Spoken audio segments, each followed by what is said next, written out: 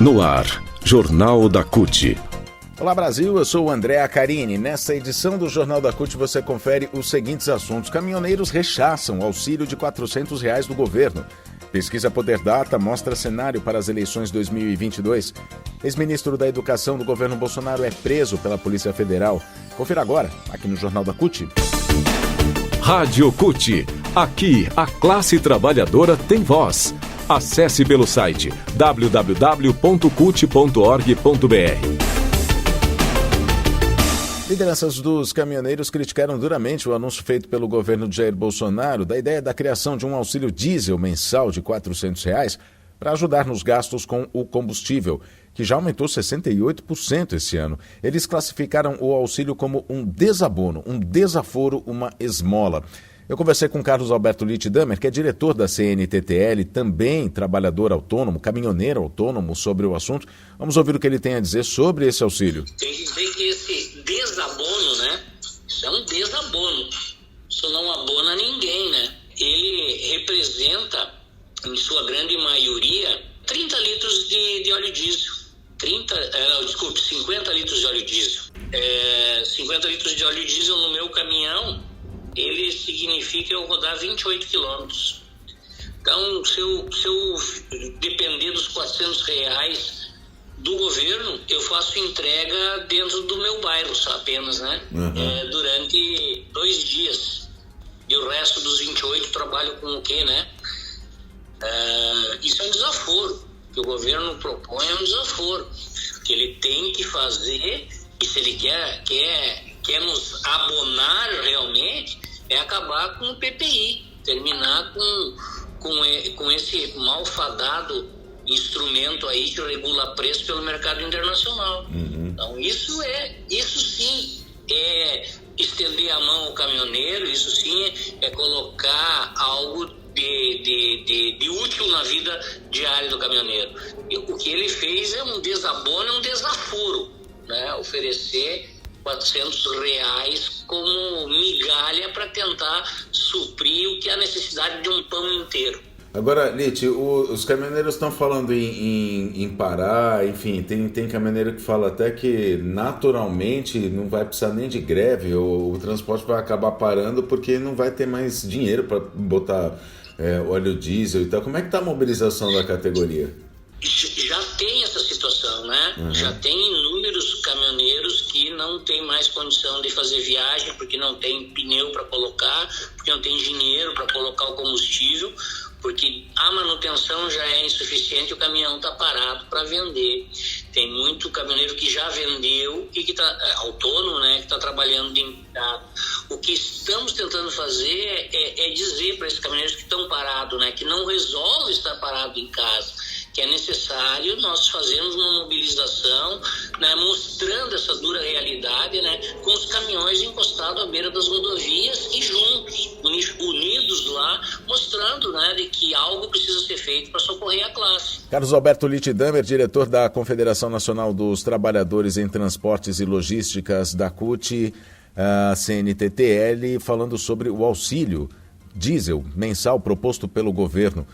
As lideranças de caminhoneiros têm reafirmado também que o auxílio é uma esmola, né? Uma falta de respeito. Na última sexta-feira, por exemplo, pelas redes sociais, o Wallace Landim, que é presidente da Associação Nacional dos Veículos Automotores, os condutores de veículos automotores, a ABRAVA, e que já apoiou o Bolsonaro e disse ter se arrependido, chegou a dizer que a greve é a mais provável reação da categoria contra essa política de preços, essa política de paridade de preços de importação da Petrobras. Sobre esse auxílio, né, que o governo quer dar, a ideia é conceder um auxílio que já, aliás, essa ideia já vinha sendo discutida desde o mês de maio para aliviar, na avaliação do governo, a pressão do aumento do diesel para os caminhoneiros. O temor de Bolsonaro era uma nova greve, aos moldes da greve que ocorreu em 2018 em nível nacional. O Ministério da Economia estimou um gasto de cerca de R$1,5 bilhão para viabilizar esses repasses, valor inferior aos 8,8 bilhões de reais que o governo embolsou no dia 20 deste mês,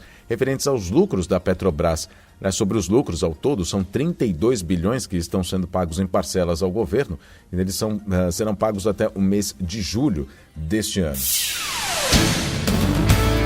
Política.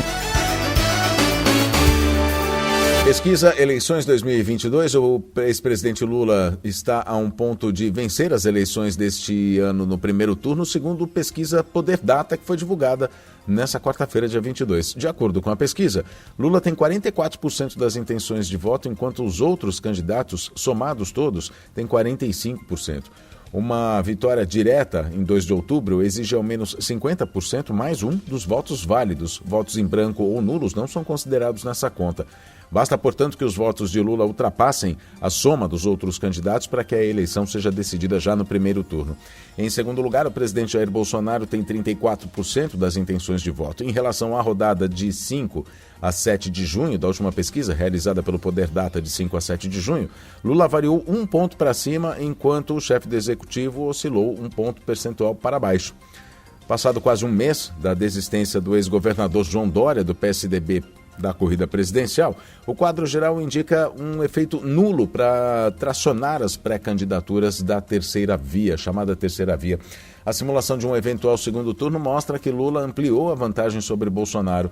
O petista tem 52% das intenções de voto contra 35% de Bolsonaro. A distância é de 17 pontos percentuais. Essa é a primeira vez em 4 meses que a diferença de Lula para Bolsonaro cresceu fora da margem de erro de 2 pontos. Na rodada de 13 a 15 de fevereiro, o ex-presidente tinha 50% das intenções e Bolsonaro 35%. A partir daí, a distância vinha sendo encurtada. Chegou ao mínimo de 9 pontos percentuais nas rodadas de 10 a 12 de abril e 24 a 26 de abril. A reportagem é da Rede Brasil Atual. Notícias. A Justiça Federal determinou a prisão preventiva de Milton Ribeiro, ex-ministro da Educação do governo Bolsonaro, na manhã dessa quarta-feira. Ele é acusado de corrupção passiva, prevaricação, advocacia administrativa, tráfico de influência na liberação de verbas do FNDE, o Fundo Nacional de Desenvolvimento da Educação.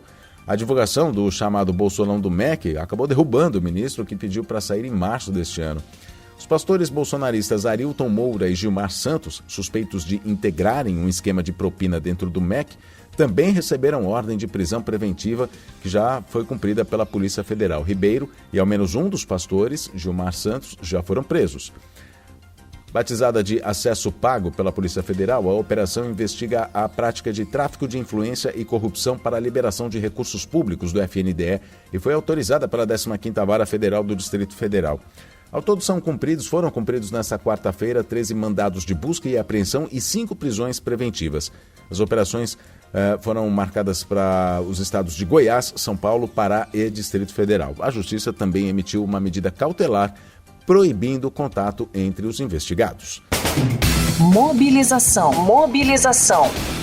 Lembrando que hoje é dia de mobilização. Os servidores e as servidoras da Fundação Nacional do Índio, a FUNAI, vão parar nessa quinta-feira pela responsabilização de todos os culpados pelos assassinatos do indigenista Bruno Pereira e do jornalista Dom Phillips e pela saída imediata do presidente do órgão da FUNAI, o Marcelo Augusto Xavier da Silva. De acordo com a direção da Fundação Indigenistas Associados, a INA, Xavier da Silva vem promovendo uma gestão anti-indigenista e anti-indígena na FUNAI. A partir das 10 horas da manhã de hoje, os servidores realizam um ato nacional em todas as unidades da Fundação dos Estados e no Distrito Federal. FUNAI sede, coordenações regionais, coordenações técnicas locais, frentes de proteção etnoambientais e também no Museu do Índio. Assim termina mais uma edição do Jornal da CUT. Muito obrigado pela sua companhia. Nós nos falamos na próxima edição. Até lá!